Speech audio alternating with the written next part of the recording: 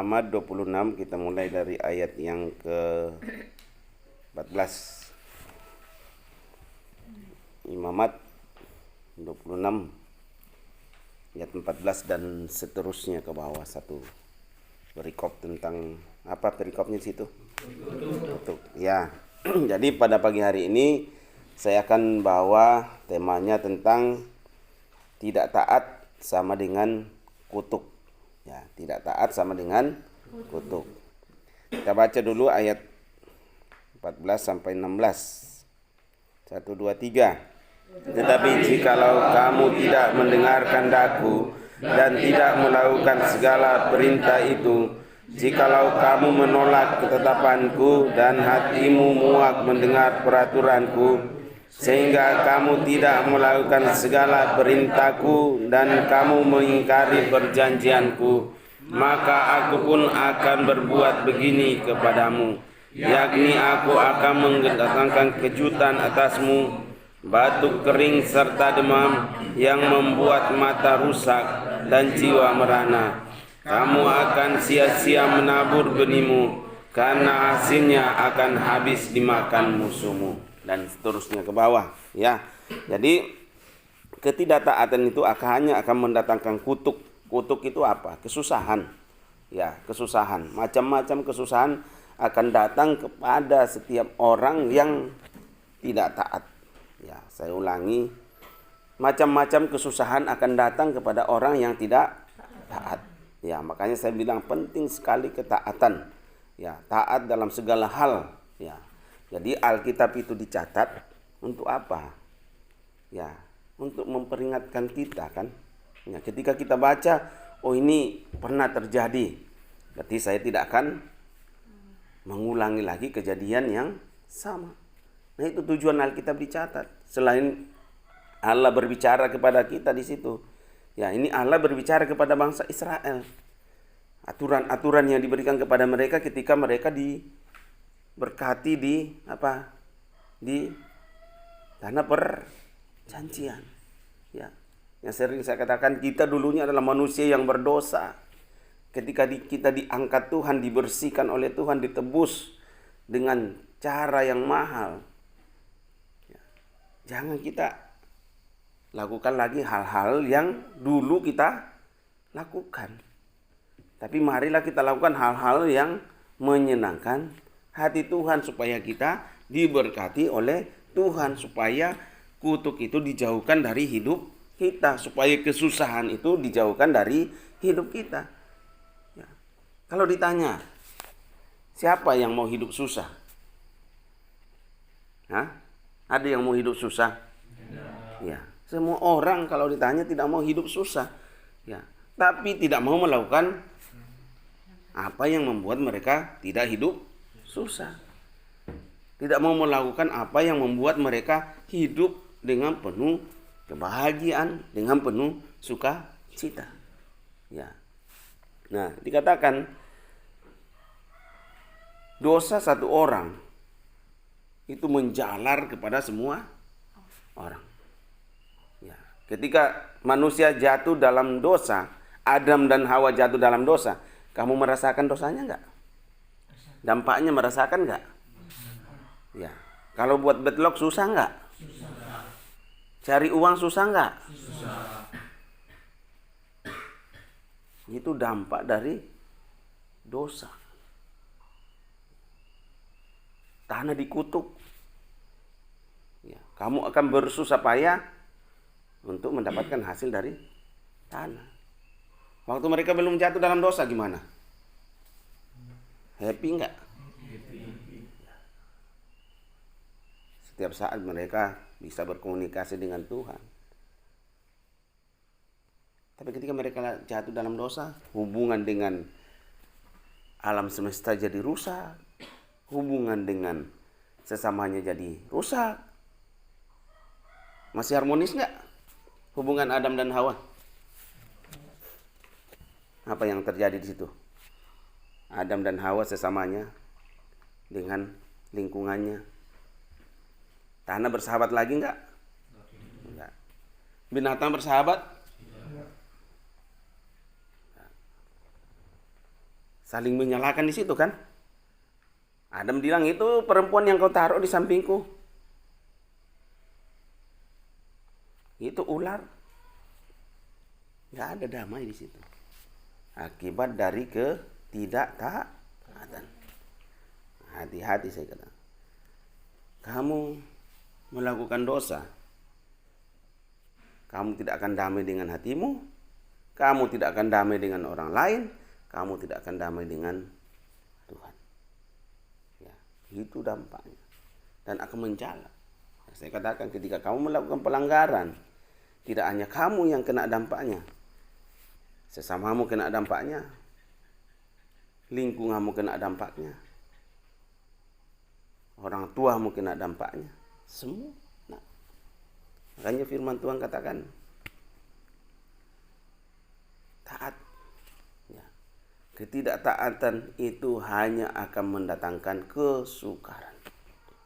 Ya, ketidaktaatan hanya akan mendatangkan kesukaran dalam hidup. Ya. Jadi dikatakan di situ, tetapi jika kamu tidak mendengarkan, penyebab ketidaktaatan itu karena tidak mau mendengarkan. Ya. Tidak mau mendengarkan. Ya. Tetapi jika kamu tidak mendengarkan daku Tuhan, ya. Tuhan, gimana saya dengar Tuhan? Bisa dalam suara hatimu, Roh Kudus yang ada dalam dirimu yang akan selalu berbicara, mengingatkan. Tapi kamu peka nggak terhadap suara Roh Kudus? Pertanyaannya, kita peka nggak terhadap suara Roh Kudus? Karena suara Roh Kudus itu halus. Pasti semua merasakan kan? Kamu rasa nggak suara Roh Kudus dalam dirimu? Atau jangan-jangan nggak ada Roh Kudus dalam diri kita? Hah? Ada nggak? Kamu biasa rasakan nggak suara Roh Kudus itu? Yang selalu mengarahkan kita, itu salah. Itu jangan. Tapi kembali, manusia dikasih kehendak bebas. Bebas untuk memilih. Tapi kalau kita orang yang sudah dimenangkan di dalam Kristus, harusnya tidak ada satu kuasa selain kuasa Tuhan yang ada dalam diri kita. Tapi ingat, iblis itu tidak tinggal diam. Iblis itu selalu mengintai, melihat celah kapan dia bisa masuk untuk menghancurkan kamu. Ya, makanya jangan kita Alkitab itu hanya 2 kata. Waspada dan berjaga-jaga. Kata yang diulang-ulang di Alkitab itu. Waspadalah dan berjaga-jaga. Karena Tuhan tahu persis manusia itu lemah kan. Makanya Alkitab mencatat, berjaga-jaga, waspada. Si iblis itu berjalan mengaung-ngaung seperti apa? Singa yang mencari mangsa. Mangsanya siapa? Ya, kita ini. Ya. Makanya jangan biarkan satu celah itu iblis masuk. Nama baik lebih berharga daripada emas. Nama baik. Ya. Awali dengan baik, akhiri dengan baik. Ya. Awali dengan baik, akhiri dengan baik. Jangan kita awali dengan baik, kita akhiri dengan yang tidak baik.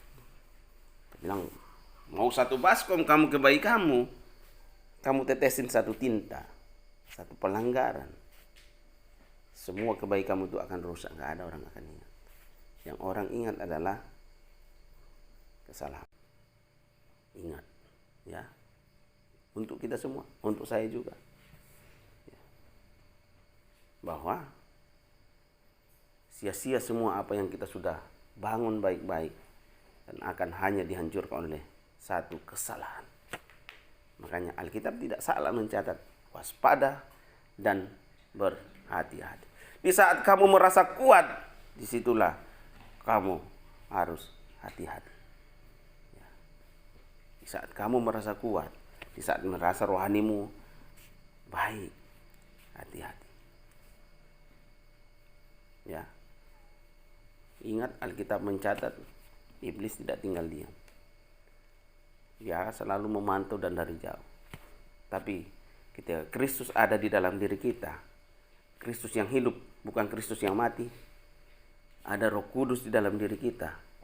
Ada firman di dalam diri kita. Itu yang akan menjadi benteng. Membentengi kita untuk kita jatuh. Ya.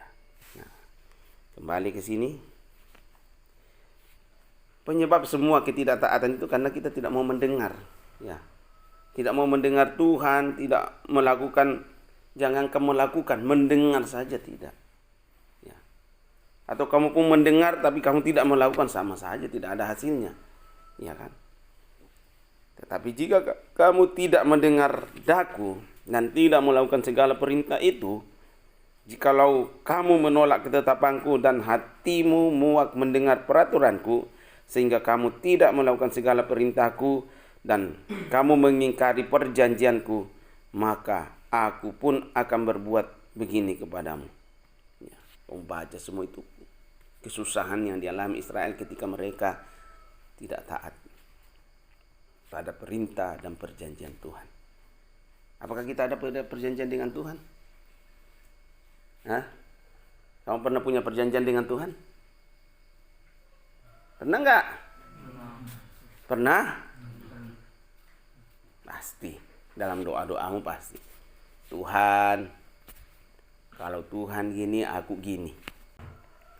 Nah, kemudian yang dikatakan firman Tuhan ini, aku akan mendatangkan kekejutan atasmu, ya, batuk kering serta demam. Ini berbicara tentang sakit penyakit, ya, yang membuat mata rusak dan jiwa merana. Ya.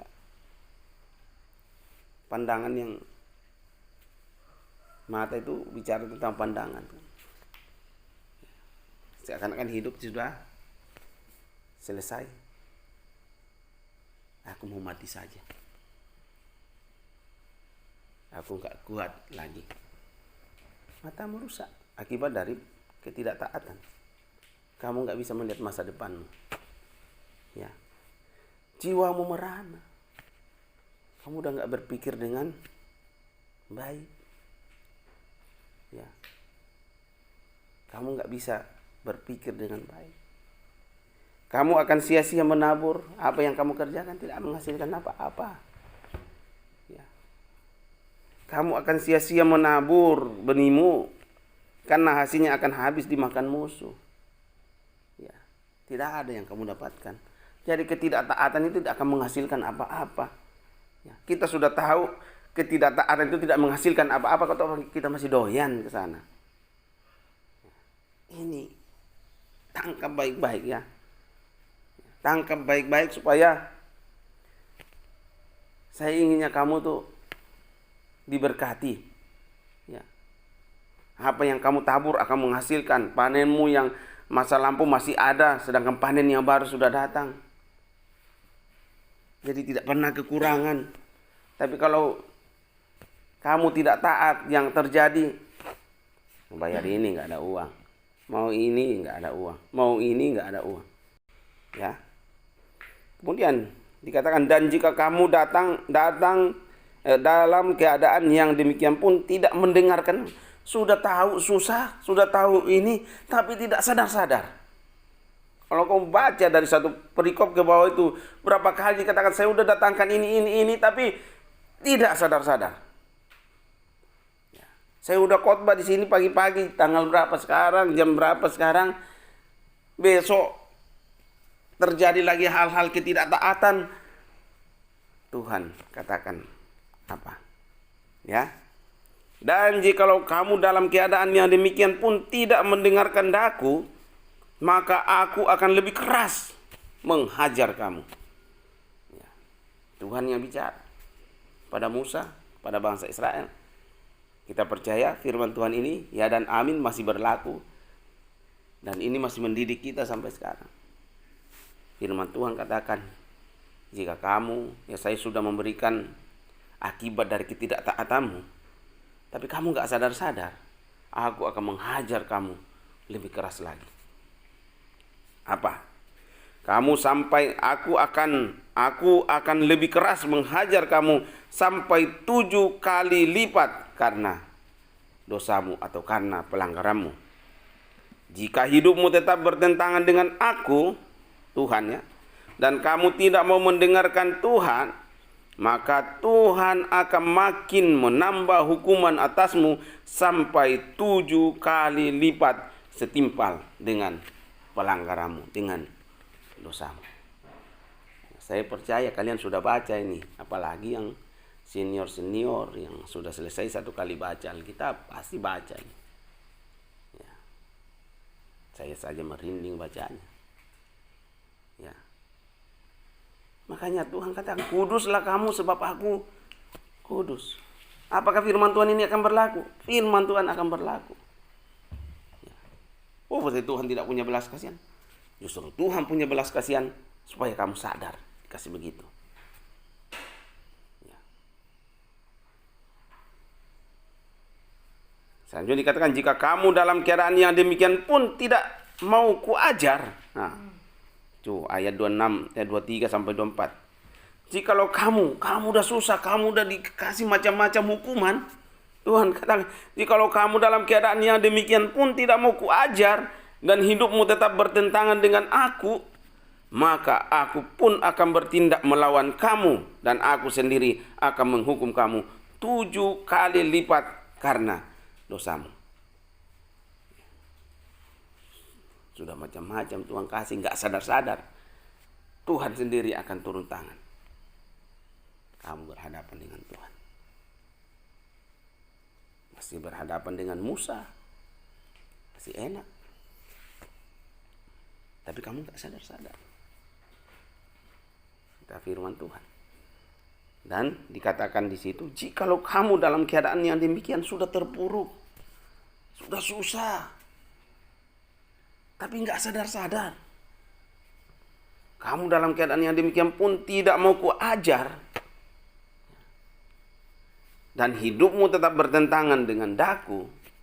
Hidupmu tetap bertentangan dengan Tuhan. Pelanggaran tetap jalan. Ketidaktaatan tetap jalan. Tuhan katakan, maka aku pun akan bertindak melawan kamu. Kalau tadi dia maksud, aku akan menambah hukumannya. Tapi kalau nggak sadar-sadar juga ketika hukumannya ditambah, Tuhan katakan, aku sendiri akan melawan kamu. Kalau Tuhan sudah jadi lawan kita, kamu tahu sendiri apa yang akan terjadi. Kamu bisa melawan Tuhan? Tidak mungkin. Penguasa segala alam semesta, penguasa hidup kita mau lawan. Ya. Aku sendiri akan menghukum kamu 7 kali lipat karena dosamu. Coba lihat lagi di ayat 27 dan 28. Tuhan katakan apa lagi di situ? Kowe. 2-3. Dan jikalau kamu dalam keadaan yang demikian pun tidak mendengarkan daku, dan hidupmu tetap bertentangan dengan daku, maka aku pun akan bertindak keras melawan kamu, dan aku sendiri akan menghajar kamu 7 kali lipat karena dosamu. Kalau kamu lihat itu 3 kali diulang katanya. Ya, ini 2 kali. Ya, tadi 23, 24, sekarang 27, 28 ayatnya. Ya. 23, 24, kalau kamu pun Tuhan sudah turun tangan, kamu juga belum sadar-sadar. Terakhir Tuhan katakan, jika kamu dalam keadaan yang demikian pun tidak mendengarkan daku, dan hidupmu tetap bertentangan dengan daku, maka aku pun akan bertindak keras, lebih keras daripada awal. Aku pun akan bertindak keras melawan kamu, dan aku sendiri akan menghajar. Kalau yang di atas tadi Tuhan belum menghajar, aku akan melawan kamu. Tapi ini sudah turun, aku akan turun menghajar kamu. Kalau Tuhan sudah turun menghajar kita, akibat ketidaktaatan, bisa dibayangkan. Ya, apa bagian kita? Ya, aku akan melawan kamu dan aku sendiri akan menghajar kamu 7 kali lipat karena dosamu. Semua 7 kali lipat kan. Peringatan. Kemudian Tuhan bilang, aku akan menjadi lawanmu. Tidak sadar-sadar juga. Tuhan, aku akan hajar kamu. Justru dari sini kamu lihat kebaikan Tuhan. Kamu taat satu kali, Tuhan kasih kesempatan. Walaupun tetap ada konsekuensi dari ketidaktaatan. Kamu akan menabur benihmu, tapi sia-sia. Ada konsekuensinya dari setiap ketidaktaatan. Ya. Tapi Tuhan mau lihat perubahanmu. Ya. Tapi sudah dikasih hukuman kayak gini, nggak sadar-sadar juga. Ya. Akhirnya Tuhan bilang, aku akan jadi lawanmu. Tapi tetap ada konsekuensi dari ketidaktaatanmu itu tetap ada konsekuensinya. Ya, tetap ada hukumannya.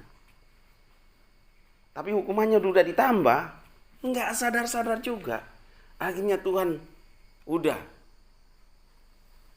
aku sendiri yang akan menghajar kamu. Aku sendiri yang akan menghajar kamu 7 kali lipat daripada dosamu, dengan ada konsekuensi dari pelanggaran yang kamu lakukan. Ini, ya, semoga firman Tuhan ini kamu ingat, dan harapan saya jangan ada lagi dalam hati kita untuk melakukan pelanggaran. Ketika mau melanggar, ada Roh Kudus yang bicara dalam diri. Saya katakan, saya malu, kita malu. Kalau kita teriak-teriak berdoa, kita nangis-nangis berdoa, tapi pelanggaran kita jalan terus. Sedih. Bertobat, saya katakan, bertobat. Datang sama Tuhan. Minta ampun sama Tuhan. Tuhan gak mau dipermainkan. Ingat, Tuhan gak mau dipermainkan. Ya, Tuhan gak mau dipermainkan. Kuduslah kamu, sebab aku kudus. Sumber yang bisa dipakai iblis untuk menjadi celah untuk menghancurkan kamu, menghancurkan kita orang-orang Kristen, di hati. Ya. Kalau enggak 100% hatimu kasih sama Tuhan, seperti yang Pak Gunarto katakan kemarin, kamu kalau terima handphone, putar lagi tuh 3 khotbah itu, ada di YouTube. Putar lagi, kamu dengar baik-baik kesaksian Pak Gunarto. Kalau hatimu nggak beres kan, setiap KKR kamu yang terbanting-banting di sini, jadi kamu nggak beres-beres, nggak beres-beres. Ingat, ketidaktaatan hanya akan mendatangkan kesusahan. Ya. Dan kesusahan itu tidak hanya untuk dirimu, tapi bisa berdampak pada komunitasmu, bisa berdampak kepada orang tuamu, bisa berdampak kepada semua orang, dan